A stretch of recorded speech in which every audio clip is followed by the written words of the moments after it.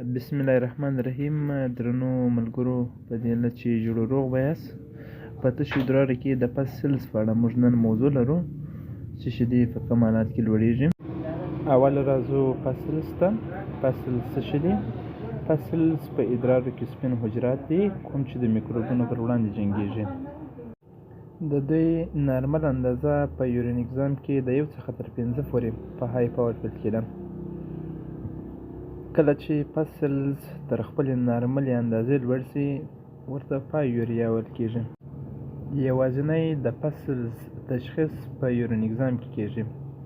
لومړنی به د مریض څخه سمپل واخلئ، ورپسې به یې سنټریفیوج کړئ، ورپسې به یې رسوب راواخلئ او یو سلایډ بورډ څخه جوړ کړئ او تر سلایډ وروسته به یې تر مایکروسکوپ لاندې وګورئ تر څو پسلز یا سپین حجرات شمار.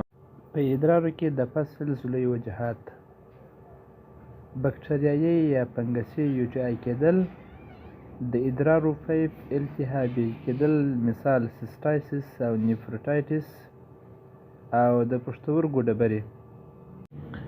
د مریضۍ عادي نښې نښانې: د مثانې دردونه لري، دردناک ادرار کوي، د ملا درد لري، لوړه تبه لري، شاورینګ کوي او خړ رنګه ادرار لرې کوي.